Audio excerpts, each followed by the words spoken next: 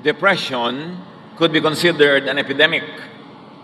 It is about feelings of severe state of low spirits caused by loss of hope or courage, severe sadness. Maraming mga tao sa mundo ay may malalim, grabing lungkot, called depression, at ito'y nagiging dahilan ng napakaraming hirap sa buhay. Dealing with depression, yours or other people's depression. Panginoon, turuan niyo po kami na kilalanin ang aming mga sarili, pati ang aming kapwa, at makilala namin at maunawa ang malalim na lungkot na nagiging suliranin at bigat ng maraming buhay. Turuan niyo kami, Panginoon, na ito ay tapunan ng liwanag sa iyong salita at sa gawa ng iyong anak na si Jesus. At nang sa ganoon ay kami makalaya at maging kami man ay maging kasangkapan ng pagpapalaya mula sa depression sa maraming tao. Be our speaker, lead us, teach us, cleanse us, O God, so we can receive your powerful blessing in the name of your Son, Jesus. According to the World Health Organization studies in 2016, 350 million people worldwide suffer from depression. And statistics in 2005 says 15% of depressed people will commit suicide.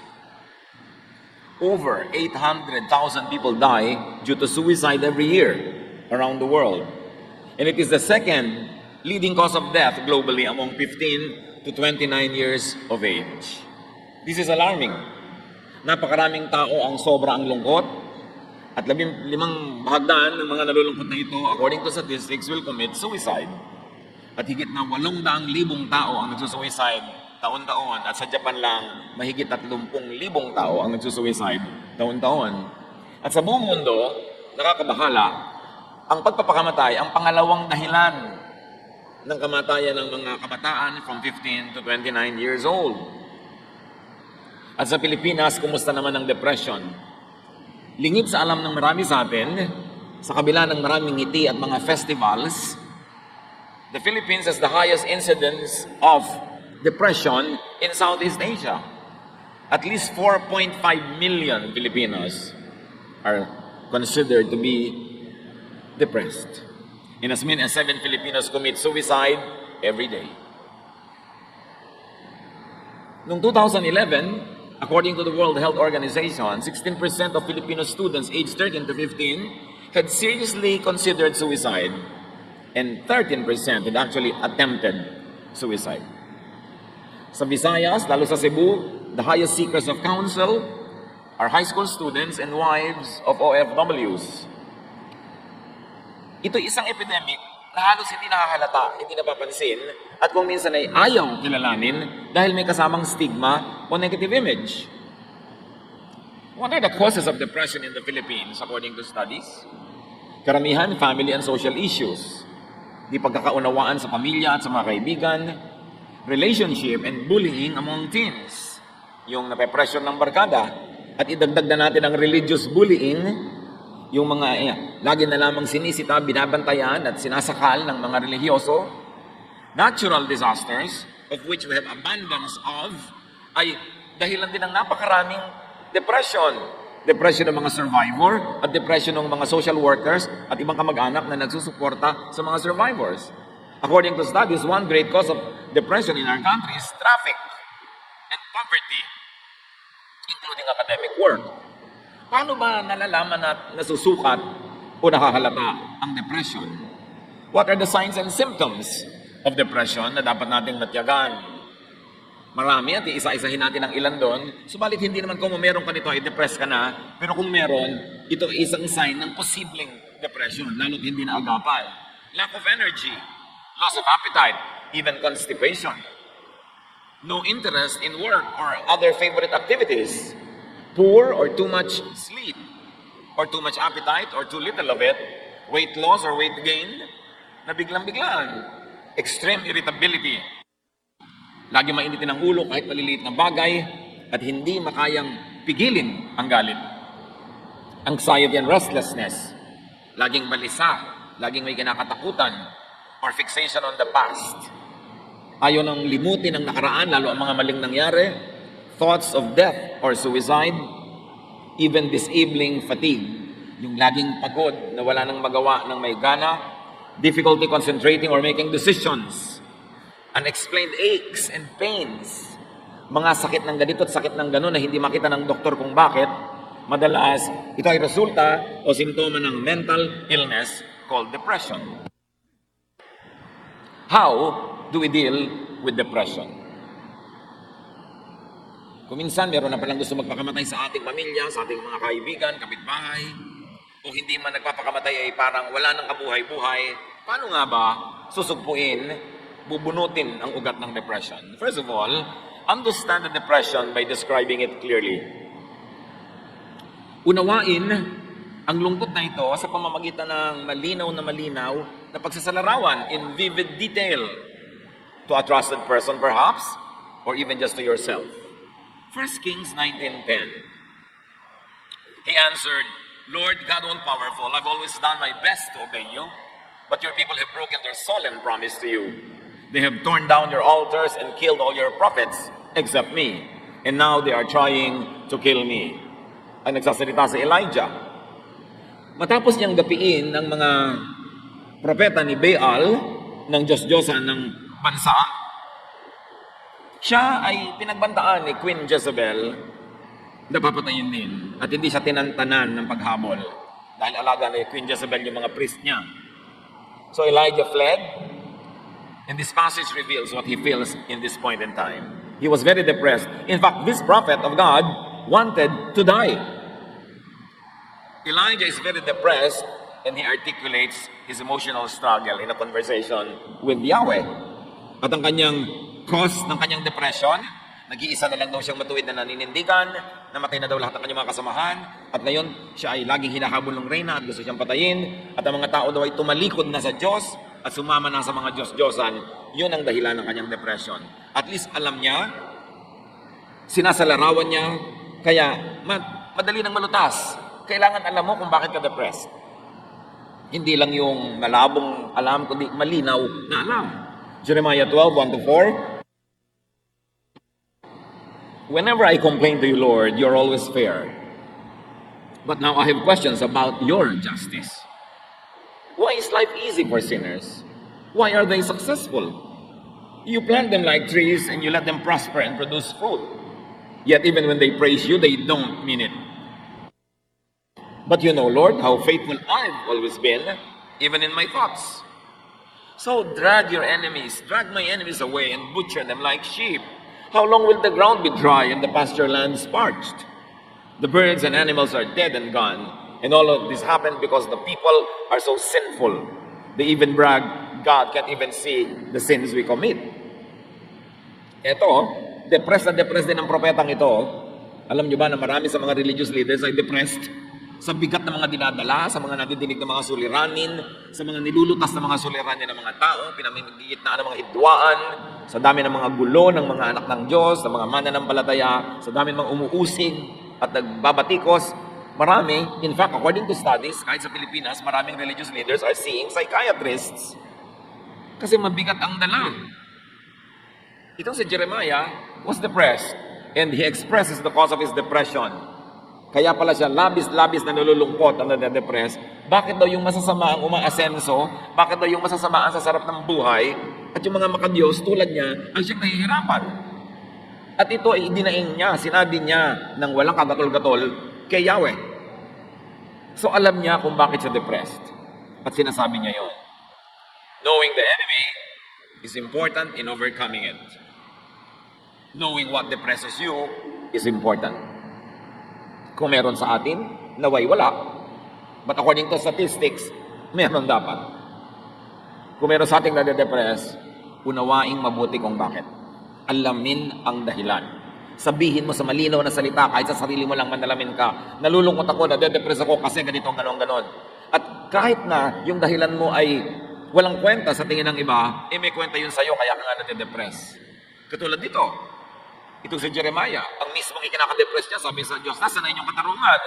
Bakit ganon? Yung mabubuti ang nagdurusa, yung mga masasama, sila itong nagpapasasa sa saya sa buhay. Hindi siya nahiya sa Diyos na aminin na nade-depress siya doon. At tinatanong niya sa Diyos yung ganong tanong, hindi siya nahiya at tinanong niya talaga. Kahit naman hindi mo itanong, alam naman ng Diyos, tatanong mo yun eh, bakit itatago mo pa? Kaya mahalaga, inilalabas. Understand the depression by describing it clearly. Then identify the causes of depression. Una, inuunawa mo kung ano ito, at pagkatapos, ano ang pinagmumulan. Depression is not only something people have, but also something people do. Na ang ating mga depression at lungkot, kadalasan ay bunga ng ating mga ginagawa, ng ating mga gawi, ng ating mga nakasanayan, mga habits, and they could cause depression. Depression is an active experience.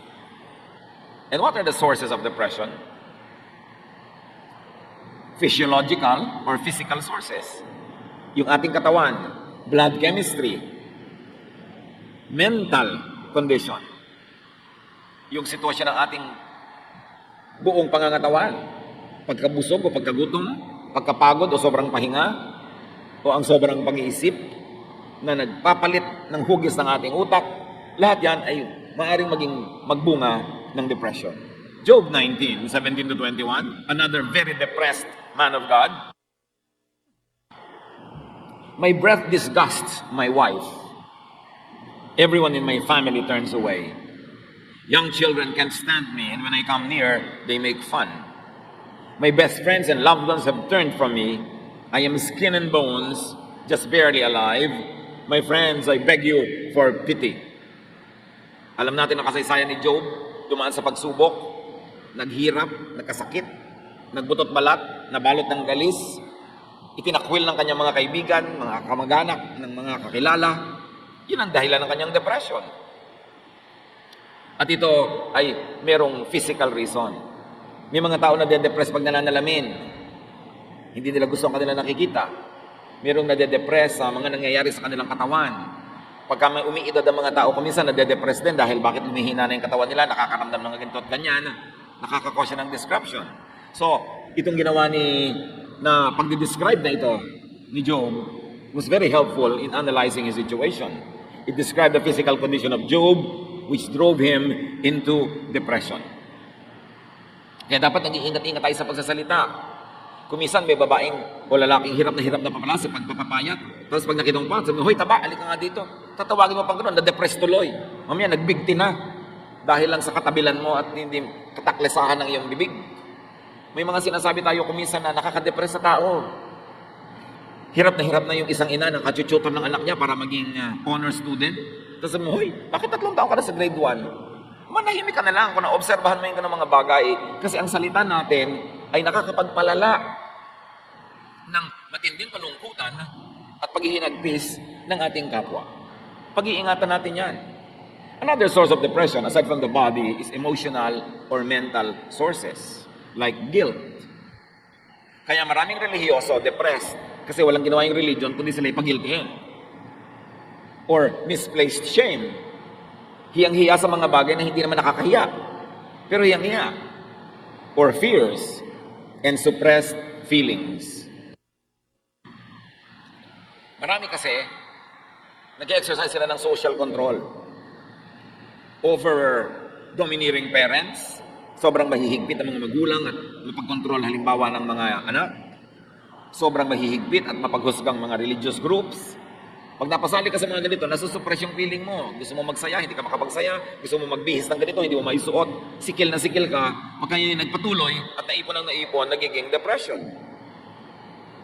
Legalistic and dogmatic religiosity could cause grave negative emotions. Mas marami nagsusuicide na relihiyoso kaysa yung mga taong hindi relihiyoso. Kasi sikil na sikil. Akala nila galit ang Diyos sa sumasaya, ayaw ng Diyos na natutuwa ka sa buhay, kaya lagi nilang inililihim, itinatago ang tunay nilang nadarama, ang nangyayari na de-depress. Kaya si Jesus ay nagagalit sa mga relihiyosong taong sobrang magpahirap sa mga tagasunod sa kanila. Binibigyan ng mga impossible expectations. Matthew 23:4, sabi ni Jesus, ang ganito daw ng mga religious leaders, they pile heavy burdens on people's shoulders and won't lift a finger to help. So 1 Samuel 18:6-11, dito ay i-describe kung paano pinuri ng mga babae sa Israel ang mga nagawa ni David sa giyera na insecure tuloy itong si Haring Saul. David had killed Goliath, the battle was over. As the enemy went along, women came out of each Israelite town to welcome King Saul. They sang, Saul has killed 1,000 enemies, David has killed 10,000. This song made Saul very angry, and he thought, they are saying that David has killed 10 times more enemies than I ever did. Next, they will want to make him king. Saul never trusted David again. Nakita nyo, dahil sa kanta ng mga kababaihan na yon, na insecure yung king. At napahamak din si David. Meron kasi mga tao hindi nag-iingat sa sinasabi nila. Huy, bakit ang ate mo mas mataas ang grade kesa sa'yo? Nakaka-depress ka na pala. Bakit mas maganda siya kesa sa'yo? Bakit ganyan? Ang mga pinsan mo successful, ikaw hindi. Comparisons. So these women were comparing David and Saul. Verse 10, the next day the Lord let an evil spirit take control of Saul, and he began acting like a crazy man inside the house. David came to play the harp for Saul as usual, but this time Saul had a spear in his hand. Saul thought, I'll pin David to the wall. He threw the spear at David twice, but David dodged and got away both times. So meron daw masamang espiritu na pumasok dito kay Saul, kaya sinikap niyang sibatin itong si David 2 ulit. Hindi lang nga siya nagtagumpay. Pero kung nagtagumpay siya, napatay niya. Note that the evil spirit here could refer to ancients' way of describing depression. Wala kasing salita yung mga ancient people ng salitang depression. So sa kanila, pagka yung nade-depress yung tao, gumagawa ng mga bagay na ngayon ay alam natin ginagawa ng depressed people, sinasabi nila, may masamang espiritu. Hindi laging literal ang masamang espiritu. Kulang lang sila ng kaalaman sa siyensya para i-describe clinically yung nangyayari. Kasi para naman talagang tinitira ng demonyo, yung grabe ang depression. Kung hindi pinapatay ang sarili, pumapatay ng iba. So identify the cause or causes of depression. In Saul's case, it was envy. Envy that was encouraged, nurtured by these women who were singing songs that made the king insecure. Pero silang pananagutan doon kung bakit nagkaganon din yung hari. Another way to deal with depression is to uproot the causes of it. 1 Samuel 16, 14 to 19. The Spirit of the Lord had left Saul, and an evil spirit from the Lord was terrifying him. In other words, peaceful thoughts were not in his mind anymore, and he was filled with very troubling, depressing thoughts. It's an evil spirit from God that's frightening you, Saul's officials told him. Your Majesty, let us go and look for someone who is good at playing the harp. He can play for you whenever the evil spirit from God bothers you, and you will feel better.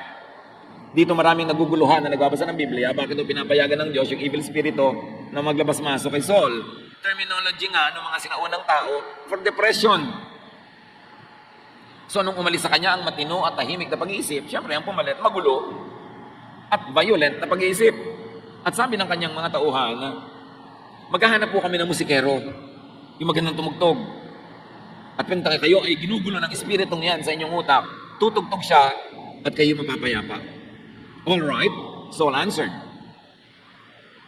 find me someone who is good at playing the harp and bring him here. A man named Jesse who lives in Bethlehem has a son who can play the harp. One official said, he's a brave warrior, he's good looking, he can speak well, and the Lord is with him. Again, the evil spirit is thought to be the cause of the king's bad mood. The evil spirit could actually be depression. All the signs, the clinical signs are there. And the ancients thought that playing musical instruments, seeing beauty, and hearing good speech could drive away evil spirit. This demonstrates the attempt to deal with the cause of the depression. So na-identify nung mga tao ang cause of the depression. Sabi nila, evil spirit yan. Tugtugan para umalis. Pero ang totoo, of course, they were trying to uproot the cause of the depression.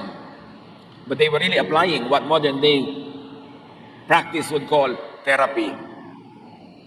Music therapy, aromatherapy, arts therapy. Kasi sabi si David daw, good looking, magandang tingnan, maganda ang tinig, maganda magsalita. In other words, soothing to the senses. Na ngayon, pinapractice even in psychiatry therapy. Pag stress ka, pupunta ka sa isang spa, may aromatherapy, merong touch therapy, sari-saring therapies. So talagang depression yung kanilang nilulutas. Modify and improve your lifestyle if you see symptoms and signs of this. Eliminate or minimize lifestyle problems. At ito ang ina-identify ng modern science na nagiging cause ng maraming incidents of depression. Overworking.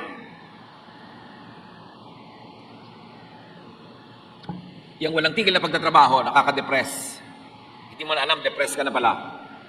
Kaya inutos ng Diyos, kailangan may pahinga bawat linggo. Huwag ka magmimintis ng pahinga. Pag nasobrahan ka ng pagod, pwede ka ma-depress. Lack of exercise. Yung laging ayaw kumilos, laging tinatamad, laging nakatihaya, nakataob, nakatagilid, nakatiwarek. Pwede yan mga kandidatang ma-depress. Kasi dapat ikinikilos mo ang iyong katawan para mag-circulate ang iyong dugo. Procrastination. Yung lahat ng gusto mong gawin sa buhay na inuurong mo, pinapabukas-bukas, nagigilty ka rin sa kalooban mo na hindi mo nagagawa yung trabaho, nai-stress ka na marami kang unfinished work.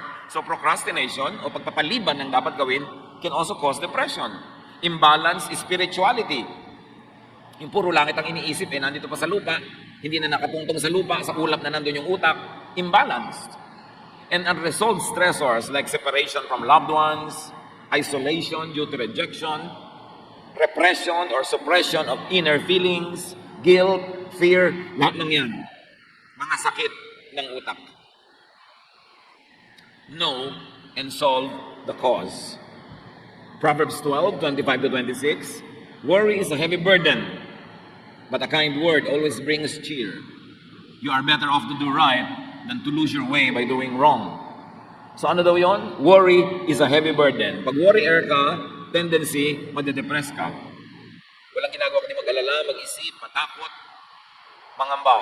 Pero sabi, yung mabuti, mabait, magandang salita, nakakapagpasaya. So may nagwo-worry na nga, pagpasok mo, dadagdagan mo pa.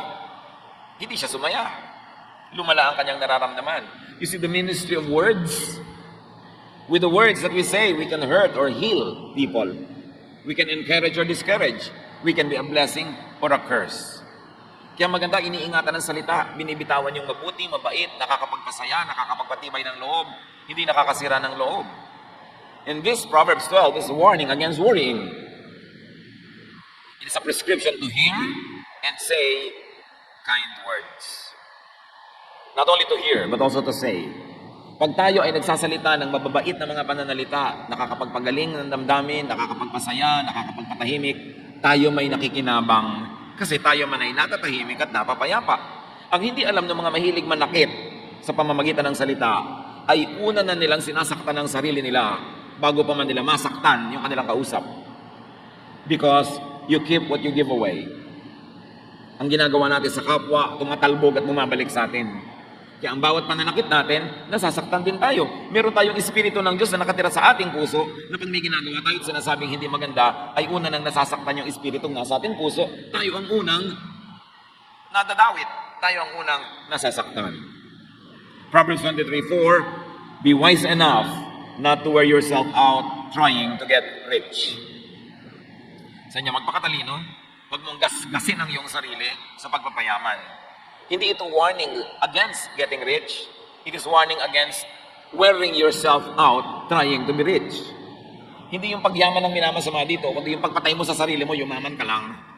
Kaya kailangan, balanse pa rin. Kahit ka nagsisikap, may pahinga ka, meron kang entertainment, meron kang relaxation, at meron kang giving, meron kang charity, balance ang buhay mo. Proverbs 23:19-21,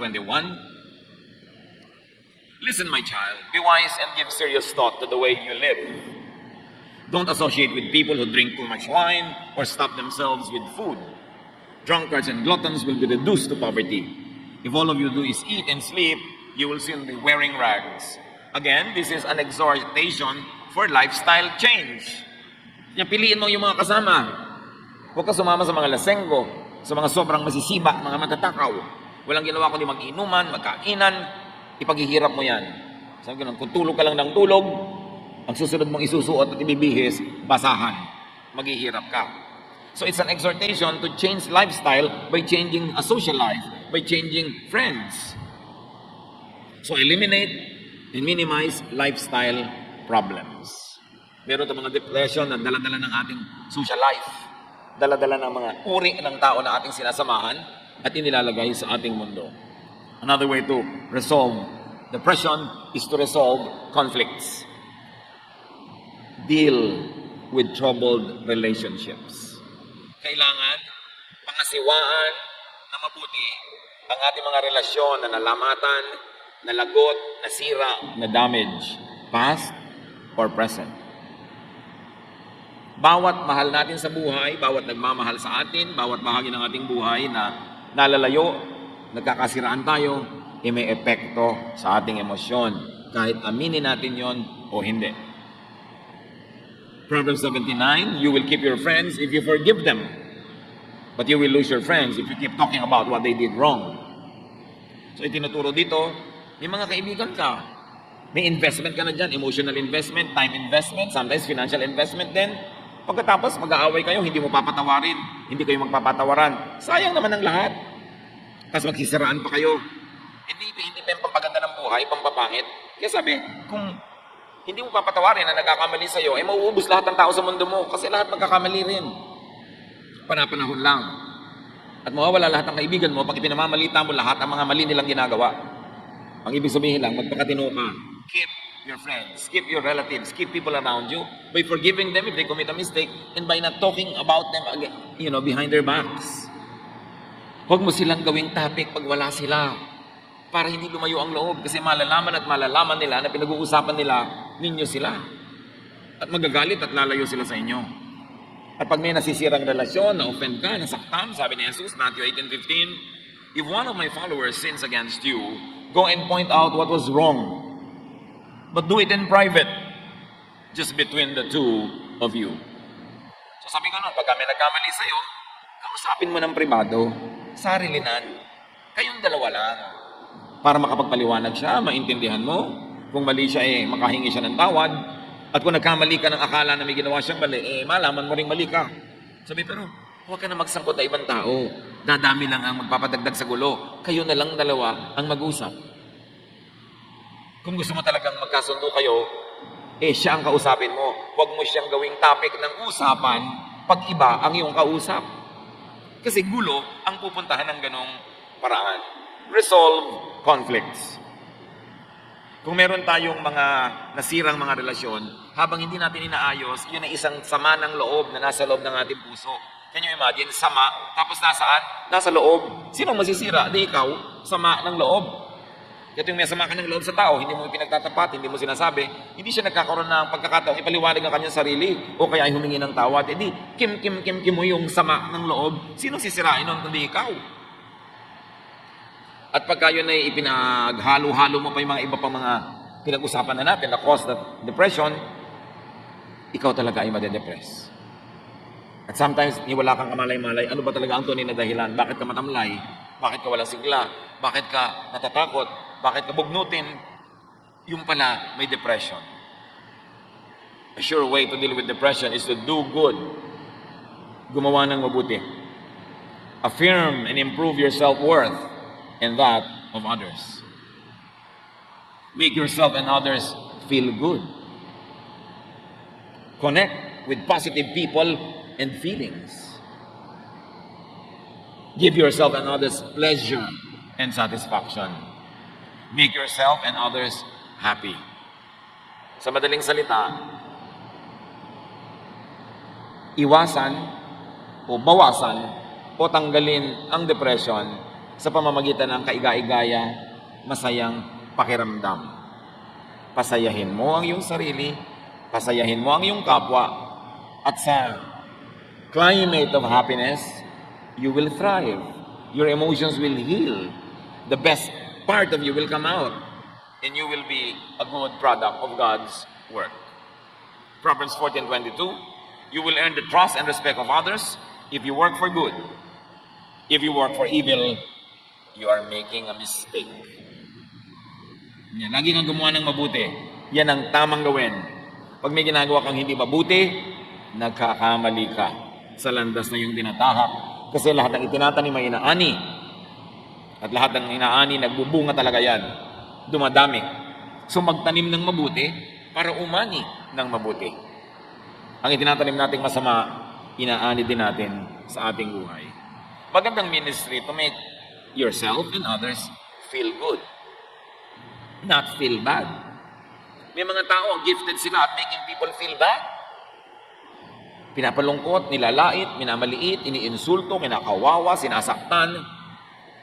Hindi yun ang makadiyos na paraan ng pamumuhay at pakikipagkapwa. Sabi sa Ecclesiastes 8:15, so I think we should get as much out of life as we possibly can. There is nothing better than to enjoy our food and drink and to have a good time. Then we can make it through this troublesome life that God has given us here on earth. Sabi niya, alam niyo kung ano ang aking natanto? Dapat matanggap mo mula sa daigdig, mula sa buhay, mula sa langit, ang lahat ng pwede mong matanggap na magagandang bagay. Wala nang hihigit pa na karanasan kaysa masarapan ka sa iyong pagkain, sa iyong iniinom, at masayahan ka sa dumadating at dumaraang oras. Sabi ganon, pag masaya ka, pag nag-enjoy ka, malalampasan mo ang lahat ng hirap dito sa mundo. So, napakahirap ng buhay, sabi ni Solomon, maraming pagsubok, maraming sakit, pero kailangan, para ka mag-survive, may enough deposit ka of happiness in your heart. Kasi maraming magwi-withdraw dyan. May mahal ka sa buhay na mamamatay, mayroong magkakasakit, may mapapahamak, may mapapariwara, mayroong mabibigo. At pwede mangyari rin yun sa iyong buhay. Pwede kang malugi sa negosyo, dapuan ng sakit, madapa, masagasaan. Pwede kang iwan ng pinagtitiwalaan mo, iwan ng, o kaya dayain ang iyong pinagtiwalaan. Ang daming pwedeng hampas na dumating sa buhay na ito. Kaya sabi ni Solomon, dapat marami kang inipong saya sa loob ng puso mo. Tuwing kaya mong kumuha ng saya, ilagay mo kahit maliit lang. Pwede kang magsaya, ilagay mo. Meron kang pasayahin mo para marami kang deposit. Dahil hindi titigil ang universe ng kawi-withdraw mula sa iyong bank of happiness.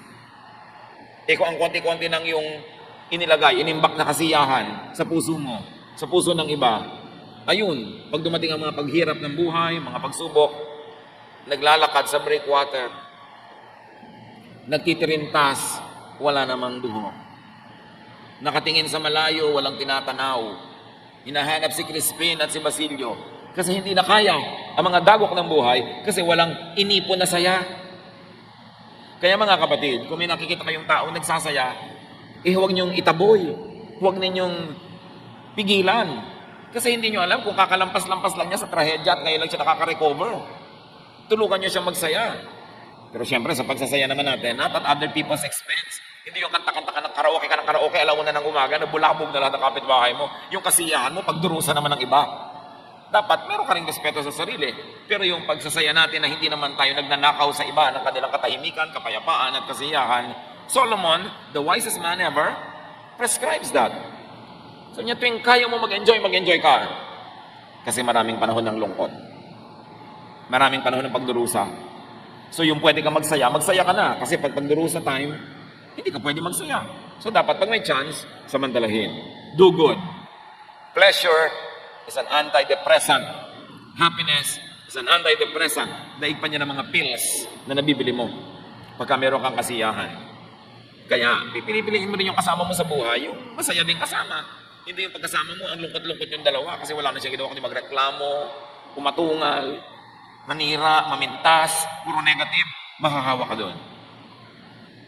Siyempre, sa mga chronic depression, seek a spiritual counselor or a specialist doctor.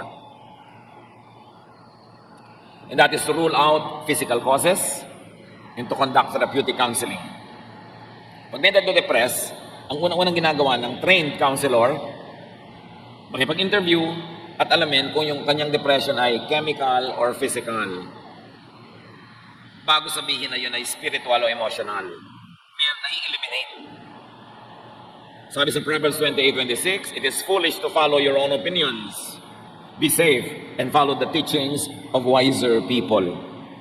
So dapat magpa-counsel ka sa spiritual counselor, sa clinical counselor, para malaman kung ano ba talaga yung gumugulo sa iyong buhay. At huwag kang mahiya na magpa-counsel. Pagka nakakakita ka na ng buwan doon sa tasa, pag nakakarinig ka na naman umaawit sa iyong tenga na wala naman, kailangan mo ng counselor at huwag kang mahiya, huwag mong itago yan kasi you need help. Hindi mo pwedeng pagalingin ng sugat kung tatakpan mo. Kailangan mo siyang tanggalan ng takip, ibunyag, ihayag, langgasin kahit mahapdi, linisin para gumaling. Pero yung tatakpan, mabubulok sa loob. Kaya kung tayo nade-depress, dapat nating sabihin sa isang napagkakatiwalaan o sa isang spiritual or clinical counselor para tayo matulungan kung hindi na natin kayang tulungan ang ating sarili. People who want to stop taking medication must first consult their doctor. I want to emphasize this kasi may mga tao na mga depressed, meron silang mga iniinom na gamot, kung minsan may biglang magka-counsel sa kanila, ay itigil mo ang pag-inuman ng gamot. Kailangan itatanong mo sa doktor yan bago mo itigil, huwag ka makinig kung kani-kanino. Kasi may mga tumitigil na biglang nasisira ang chemical balance sa kanilang katawan at biglang tumatalon mula sa building. I have a friend who jumped from a building in Europe kasi he was taking antidepressant treatments. In-advise siya bigla ng kanyang weight consultant, yung nagpapapayat sa kanya, na itigil ang mga ganito, itigil ang mga ganon, itinigil naman niya, yung pala, naggrabe na ang depression na nangyari doon sa tao at tumalon sa building. One of the finest persons I know on earth jumped off a building and died because of improper medical advice. Lalong-lalo yung mga pagtitigil ng gamot o pag-inom nito, kailangan professionals ang tinatanong natin tungkol dyan. Meanwhile, most treatments in the Philippines of psychiatric or depression issues are medical and chemical instead of kind words. Diba sinabi na sa Bible? Kind words. Kind words can heal. Correct words, encouraging words, faith, belief in God, fellowship with fellow believers. Nakakagaling yan. Pero madalas, sa mga professional sa Pilipinas, resetahan ka na lang ng gamot. Binibili mo, may instant relief. Meron ka talaga napapala agad.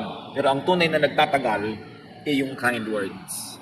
Yung pagbuo muli ng kalooban na nasira, na nabasag, na nahati, na nawasak.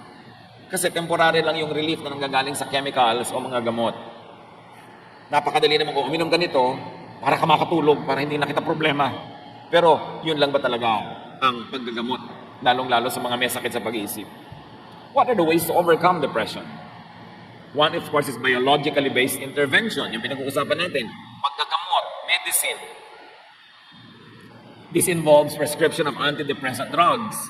May instant relief under proper medical advice. But another way is the interpersonally based intervention, which was the ministry of Jesus. Hindi lang binabago ang chemistry ng iyong blood through medicine o food, binabago ang takbo ng iyong isip. Which is actually more important and more powerful. Listen and talk to change negative ways of thinking.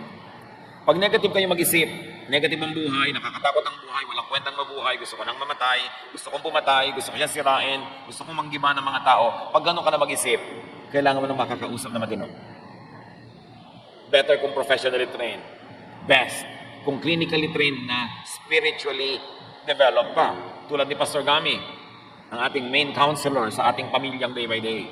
He's not only a pastor, he's not only educated in the Bible, he also has clinical education in counseling. So nababalansin niya yung kanyang counsel. Napakahalaga. But you've got to talk to someone and you've got to listen to someone. This is considered the more effective and longer lasting treatment. Kailangan ilabas mo ang iyong niloloo, ihinga sa mga pagkakatiwalaan. Huwag sa chismosa dahil bukas alam na ng buong barangay. Pinipili mo dahil lalo ka madedepress ngayon, dalian yung pagdibigti. Pag chismosa ang napagsabihan mo. Kaya kailangan pinipili mo yan. Pero kailangan, mga kapatid, makinig. Kung madilim na ang takbo ng ating isip, pinagdidimla na tayo ng paningin, pangit na ang tingin natin sa buhay, wala na tayong pag-asa, puro negative, kailangan baguhin ang pag-iisip.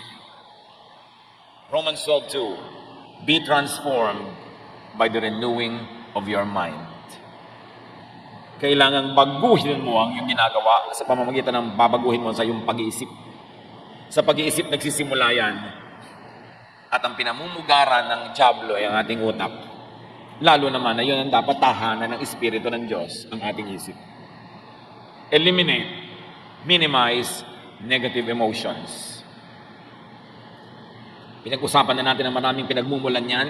Identify what causes you to be afraid, to be negative, what causes you to think of bad things, to do bad things, and to say bad things. Dapat bunutin, tanggalin sa buhay. And very importantly, rest. Magpahinga. Madalas, nade-depress tayo, gutom lang o pagod lang.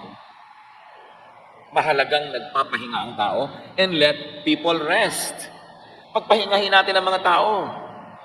Gusto nilang magsaya para mabalanse ang mga lungkot nila, payagan natin, bigyan natin ng oras, bigyan natin ng lugar, bigyan natin ng pagkakataon. And stop judging, rejecting, and isolating people and yourself emotionally and spiritually. Huwag kayong magtampo ng magtampo, tapos mag-iisa, lalayo sa iba, magmumukmok. Pag nag-iisa ka, madali kang tuksohin ng dyablo. Pag wala kang ibang kausap na matino, dyablo lang ang kakausap sa'yo. Anong lalaman sa utak mo? At napaka-importante, pagpahingahin natin ang mga tao. Pagod na yung asawa mo, hayaan mo muna magpahinga bago mo bungangaan. Dahil baka mamaya, ibuhos na niya sa'yo yung kumukulong sa baho. Dahil pinagdimlan na ng paningin.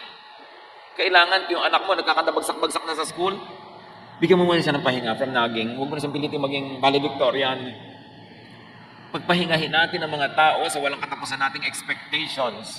Mga standards na inilalagay natin na hindi nila maabot-abot.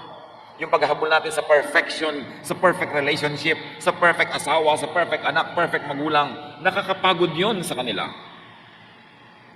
Kumisan tayo ang nagtutulak sa mga tao para sila mabaliw, para masiraan ng bait. Kailangan ang binibigay natin sa tao, lalo sa mga mahal natin sa buhay, pahinga, hindi stress. Natural, nagbibigay tayo ng stress sa isa't isa. Ganoon naman talaga ang tunay na relasyon. Pero, konti lang. Huwag niyong sobrahan. Understand, accept, and love people and yourself. The best antidote to depression is love. Pag alam mong mahal ka, alam mong tinatanggap ka, inuunawa ka, naku, hindi ka dadapuan ng depression. Ang pinamumugaran ng depression ay yung nag-iisip na hindi ako mahal, hindi ako naintindihan, hinuhusgahan ako, ipinupwera ako. Tumigil tayo ng pagpupwera sa ating sarili mula sa karamihan at huwag tayo magpwera ng iba. Hoy, kagalit natin si huwag natin siyang kakausapin. Wala dapat ganyanan. Lumayo ka sa kanya, ihiwalay natin siya, parusahan natin. Kung minsan, hindi na ibigay ng asawa mo yung gusto mo, paparusahan mo ng hindi mo kakausapin ng isang linggo. This is an isolation that can drive people crazy. There are many ways to get what you want, but not by punishing people in a psychological or emotional or spiritual way.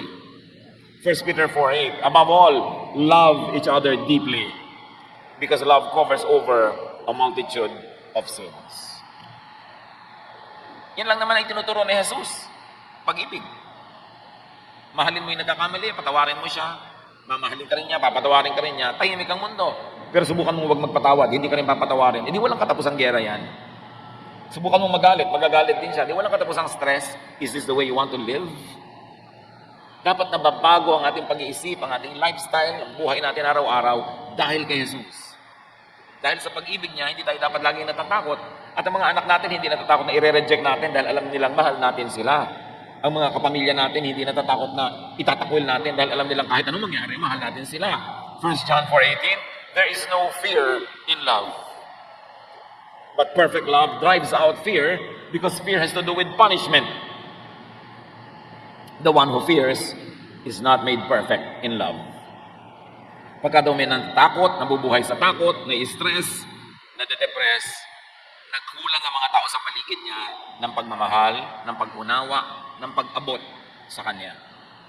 Dahil kung siya ay nananalig at alam niyang mahal siya, hindi siya matatakot. At yan ang lagi sinasabi ni Jesus, do not fear. Do not fear. Why? Because I love you. Because God loves you. So why will you be afraid?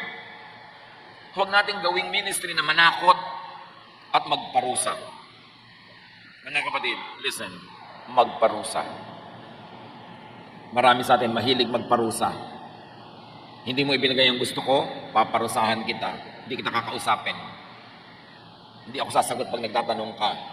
Hindi nasunod ang gusto ko, paparusahan kita. Hindi kita babatiin sa birthday mo. Tanggalin natin mga kapatid yung hilig magparusa.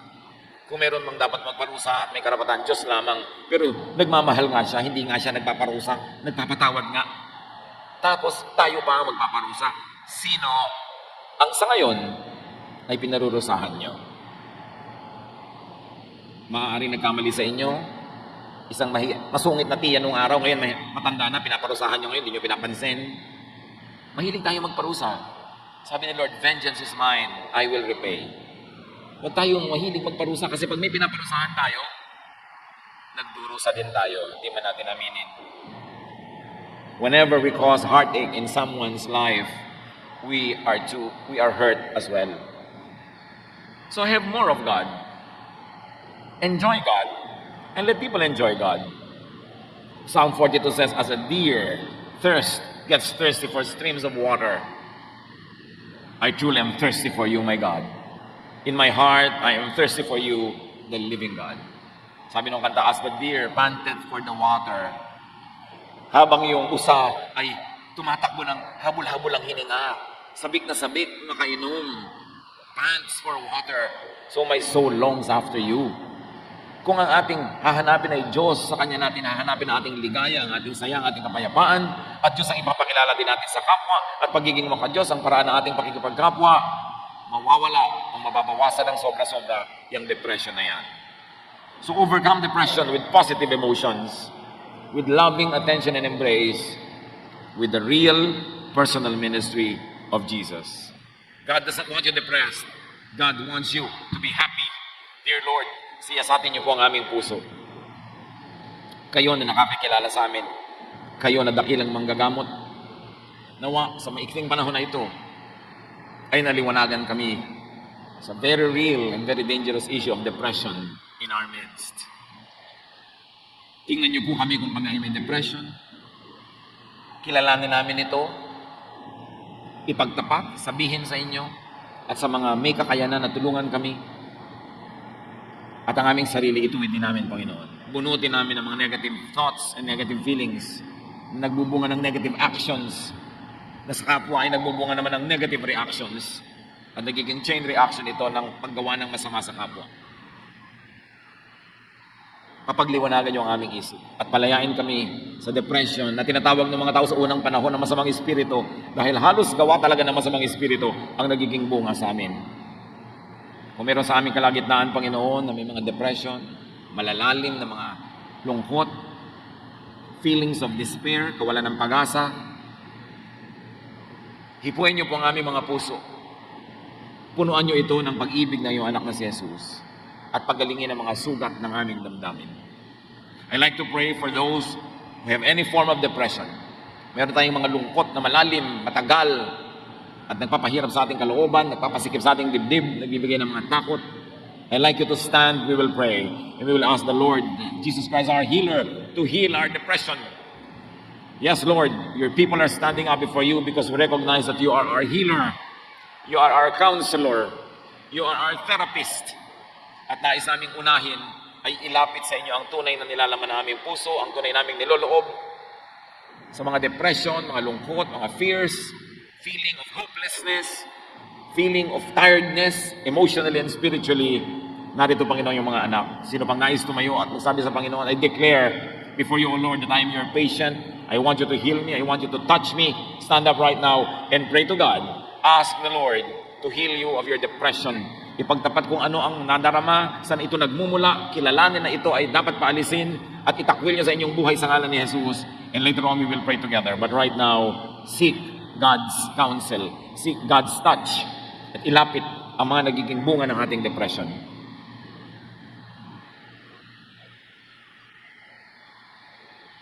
Panginoon naming Diyos, kayo nakakaalam ng ipinagtatapat, inilalapit, idinudulog ng bawat isa. Iba-iba ang detalye. Pero isa lang ang tunay na pinagmumulan nito, Panginoon. Detachment from you and detachment from the people we care about. Mga masasakit na nadama dahil sa pagtanggi, pananakit ng kapwa, paninira ng loob, panghihina ng loob. Panginoon, anuman na nagpapalungkot, nagbibigay ng takot, alalahanin o bigat ng damdamin sa iyong mga anak, Father, in the name of Jesus, your Son, we rebuke and drive away. And we open our hearts to your healing, to your love, to your touch. Hipuin mo, Panginoon, ang damdamin ng puso ng bawat isang ngayon ay lumalapit sa inyo. Palitan niyo ang bawat takot ng katiyakan at pananalig. Palitan niyo ang mga lungkot ng kasiyahan. Palitan niyo, Panginoon, ang mga kahinaan ng lakas at ang lahat ng kadiliman ng inyong makapangyarihang liwanag. Touch our hearts. Heal us of depression, O Lord, whatever form, whatever shape it may come. Lord, heal your people. Cover them with the blood of your Son, Jesus, and let the power of your resurrected Son be made real in the lives of your people. Magsiupo kayo mga kapatid at patuloy sa panalangin, dumulog sa Panginoon, at kayo ay humiling kayo ng mga nais ninyong kagamutan, kagalingan, sapagkat siya'y nakikinig sa atin. Ilapit ang ating mga kahinaan at palitan ng Panginoon ng lakas. Ang ating mga pagdududa ay palitan niya ng pananalig. Ang ating mga kadiliman maging kaliwanagan dahil si Jesus ay liwanag ng sanlibutan. Lord, as your people remain silent before you, work in our midst. Move, O God. Heal your people. Stay in the Lord's presence in silent contemplation.